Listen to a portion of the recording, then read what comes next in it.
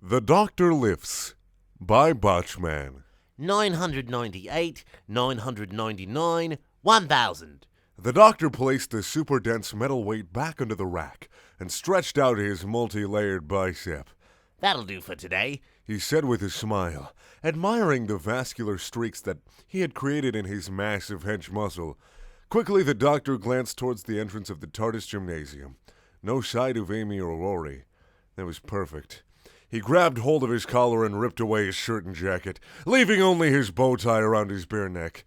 Glancing in a mirror opposite, the doctor beheld the likeness of a bronze god which stood erect and powerful before any foe he would likely meet.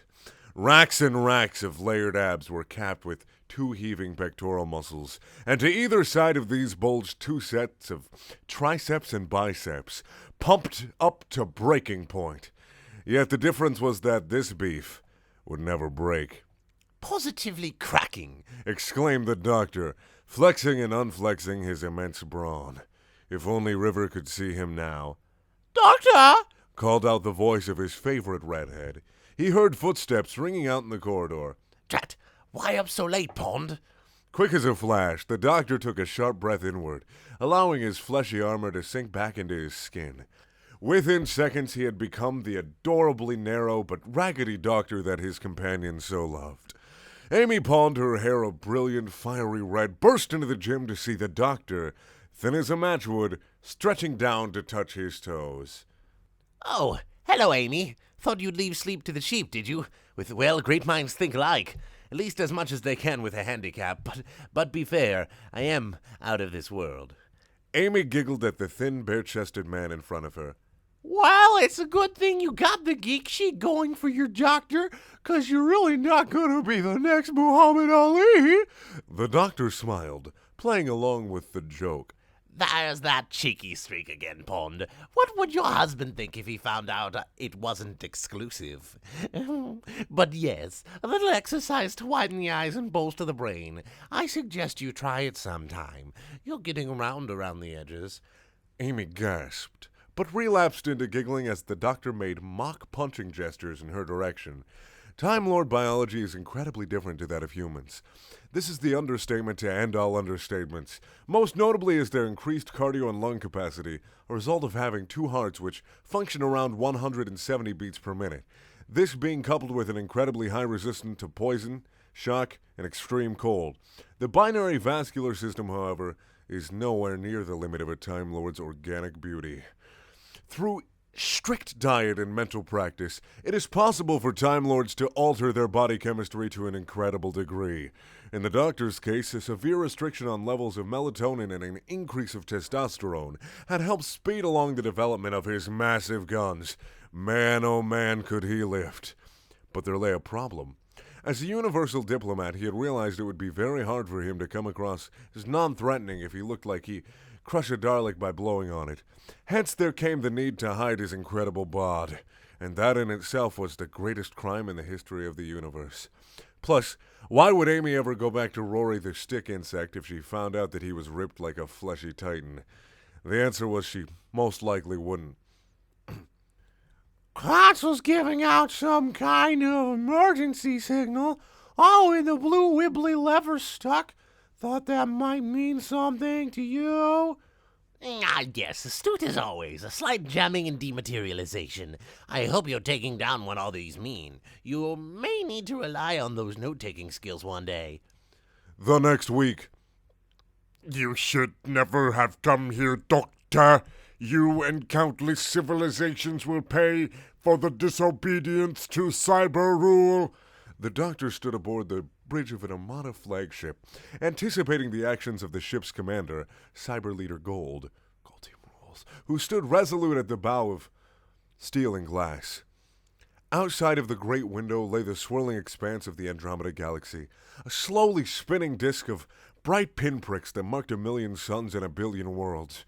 At least this was the case in the year 132,400, when human contact had been established across numerous star systems. The doctor could not enjoy the view, however, as he was rather preoccupied with the manacles that bound both his wrists. Now, you listen to me well, Cyber Honcho. If there's one thing in this universe I can't stand, it's classing difference as disobedience. Now, this is your final warning. Turn these ships around and go back to Nellis 5, or I will have to stop you. There was a crackle of static as a wall-mounted video monitor sprung to life. Doctor! Called Rory through the screen, anxiety present on his sweating brow. Doctor, I patched the comms link like you showed me. Was there something else, or did you mean to, get teleported away like that? The doctor rolled his eyes, turning round to the screen. Oh, yeah, so one little thing goes wrong and everyone's a critic. It's a work in progress, okay, Rory? You just tell that beautiful wife of yours to hit the extrapolator switch just as soon as I give the signal. Rory smiled a brave little smile before the screen switched itself off. All communications have been filtered, grated the cyber leader, unhooking himself from his throne of wires and stomping over to the doctor. Your companions have been cut off. Radio silence established. You will be deleted. The doctor backed away from the cyber leader's advances. You're making a very grave mistake. 100,000 cyber ships might seem a lot now, but to those countless worlds out there, they are nothing. Human genius is something that feeds off of... Wait a second. Did you say the communications are down? Affirmative. Cyber Leader Gold advanced on the Time Lord in the manner of a pneumatic pedophile. Pneumatic pedophile, oh God. The human companions cannot hear nor see you. You are alone. You will be... But the doctor had already started to change, a smile evident on his rosy, childlike face. Great arcs of muscle bulged underneath his tweed jacket, forcing it open at the seams. His undershirt wrinkled and tore, firing a cascade of buttons at the Cybermen, themselves enough to create small dents in the monster's steel skin. You've done it now, you shiny ponce, announced the doctor, as thick wads of unrestrained beef created a fleshy sex jacket around him. He had...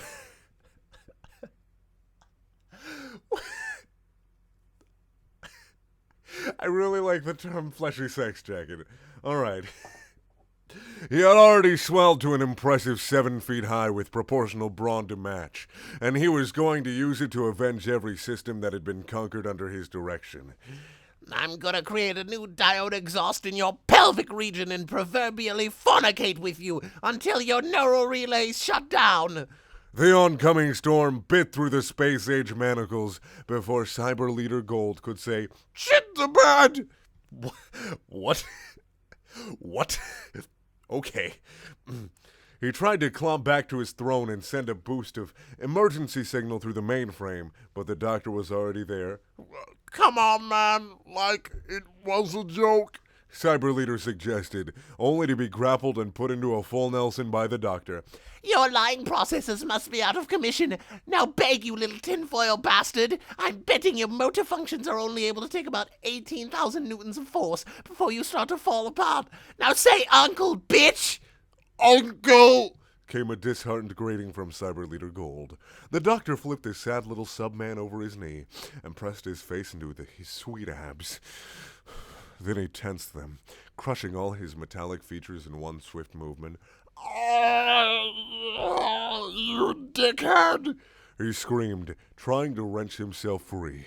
But the Time Lord's physiology was far too strong, pumping itself full of the chemicals that would perpetuate this manly display of skullfuckery for at least another 48 hours.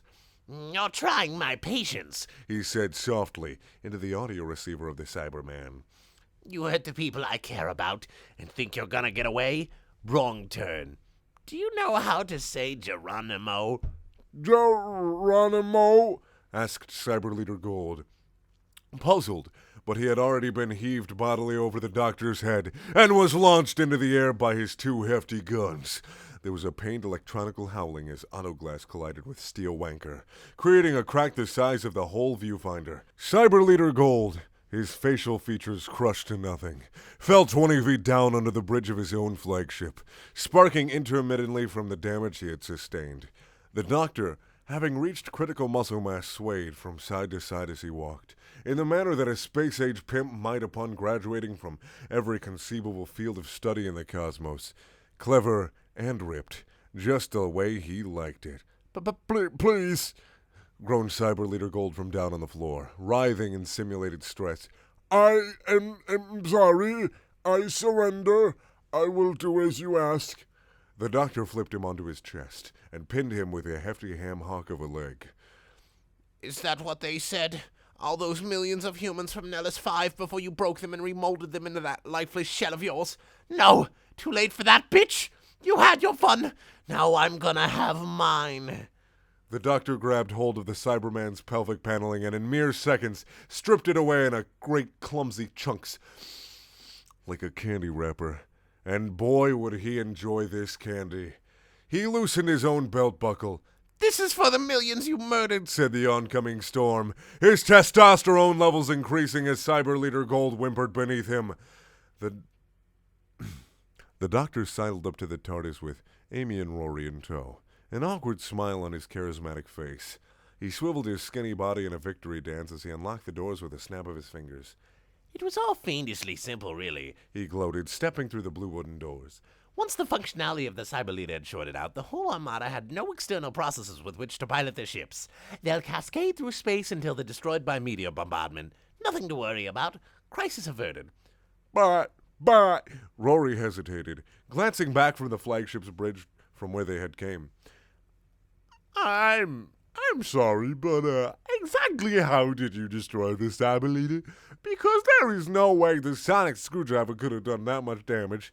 Yeah, I'm curious, Raggedy Man, chimed Amy. I mean, you could put that thing was completely destroyed. I didn't even notice it was a Cyberman until you pointed to it. Yes. The doctor mumbled, trying to think of a lie his companions would believe. From what I can make out of his protein... one of his protein fluid containers must have ruptured, soaking him in that gunk. Flooded his brain into, from what I could see.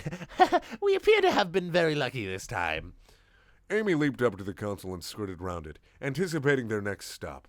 Rory, however, seemed doubtful. But his whole lower body had been pulverized, crushed up against his head and with the chest burst open. You must have seen what happened. This has bugged me for weeks. But the doctor dismissed him hurriedly. Sometimes things happen even I can't answer. Well, okay, that's not entirely true. You know what? Screw it! The doctor hulked out, revealing his muscular frame, like small buses crammed in tight around one another, a glittering engine of succulent buffness. Amy's jaw hit the floor. I happened, so deal with it.